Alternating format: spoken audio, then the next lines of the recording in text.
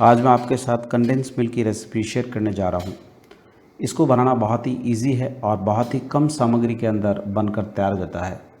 Even ये market की बजाय घर में बहुत ही सस्ता बनकर तैयार हो जाता है।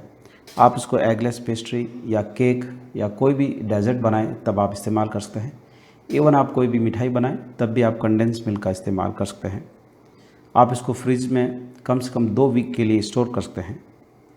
यदि आपको मेरी रेसिपी अच्छी लगी हो तो लाइक कीजिए और मेरे चैनल को सब्सक्राइब और शेयर कीजिए। यदि आप मेरे चैनल पर नए हैं तो बेल आइकॉन पर प्रेस कीजिए जिससे आपको मेरी नई रेसिपी का नोटिफिकेशन मिल सके। तो आइए बनाना शुरू करते हैं। Hello and welcome to my channel taste of home food with chef Amar में आपका बहुत बहुत स्वागत है। सॉस पैन में मेज़रमेंट कप से 2 कप दूध लेंगे, यानी करीब आधा किलो दूध है। आप दूध फुल फैट ले लीजिए या नॉर्मल दूध का भी आप इस्तेमाल कर सकते हैं।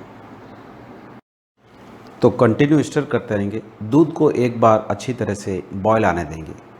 तो आप देख सकते हो जैसे दूध बॉयल हो रहा है तो पहले इसमें बड़े बड़े बबल्स आ रहे हैं। जैसे ही ये रिड्यूस होगा इसमें बबल्स आने कम हो जाएंगे। तो तब तक इसको बॉयल करेंगे जब तक इसकी क्वांटिटी आधी नहीं हो जाती है। साइड में जो मलाई जम रही है उसको उतारते रहना है। इसके अंदर बेकिंग सोडे का इस्तेमाल करेंगे, लेकिन अभी नहीं करेंगे, बाद में करेंगे। बेकिंग सोडा डालने से जब हम इसमें चीनी डालते हैं तो वो क्रिस्टलाइज नहीं होती है, यानी वो कैरमलाइज जैसा कलर नहीं आएगा। अब इसमें करीब 200 ग्राम चीनी ऐड करेंगे और कंटिन्यू स्टर करते रहेंगे। चीनी अब अच्छी तरह से घुल गई है। अब इस स्टेज पे गैस फ्लेम को मीडियम कर देंगे और मीडियम गैस फ्लेम पे दूध को बॉयल होने देंगे। जैसे जैसे दूध बॉयल होगा इसका जो कलर है वो हल्का सा पीला होना शुरू हो जाएगा। तो आप देख सकते हो बबल्स भी थोड़े छोटे हो गए हैं। अब अच्छी तरह से दूध रिड्यूस हो गया है और उसका कलर भी चेंज हो गया है। पिंच ऑफ सॉल्ट ऐड करेंगे और मिक्स कर लेंगे। सॉल्ट डालने से कंडेंस मिल्क का जो टेस्ट है वो इनहेंस होगा। तो अब इसमें pinch of baking soda add करेंगे। बेकिंग सोडा सबसे लास्ट में ऐड करना है और मिक्स करके हल्का सा बॉईल कर लेंगे। तो आप देख सकते हो जैसे ही हम बेकिंग सोडा डालते हैं कंडेंस मिल्क बहुत ही लाइट हो जाता है, यानी उसका वज़न बिल्कुल हल्का हो जाता है। तो इस करीब 1 मिनट के लिए और बॉईल करेंगे और उसके बाद गैस को स्विच ऑफ कर देंगे। जैसे ही कंडेंस मिल्क ठंडा होगा ये और गाढ़ा होगा।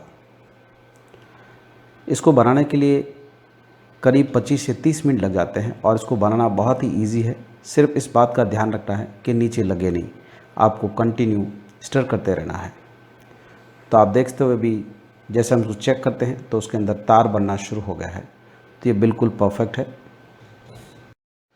तो अब हमारा होममेड कंडेंस मिल्क बनकर तैयार है। मैं आपको एक बाउल में डालकर दिखाता हूँ। तो आप देख सकते हो इसकी कंसिस्टेंसी बहुत ही बढ़िया है और बहुत ही अच्छा कलर आया है। मार्केट की बजाय घर में बनाना बहुत ही इजी है और बहुत ही सस्ता पड़ता है। तो आप इजीली घर पे बना सकते हैं। आपको भी मेरी रेसिपी कैसी लगी, आपका अनुभव मेरे साथ ज़रूर शेयर कीजिए। आप इसको एयरटाइट कंटेनर में भरकर कम से कम 2 हफ्ते के लिए फ्रिज में रख सकते हैं। आप मुझे इंस्टाग्राम या फेसबुक पर फॉलो कर सकते हैं, जिसका लिंक मैंने डिस्क्रिप्शन बॉक्स में दिया हुआ है। तो मेरा वीडियो देखने के लिए धन्यवाद।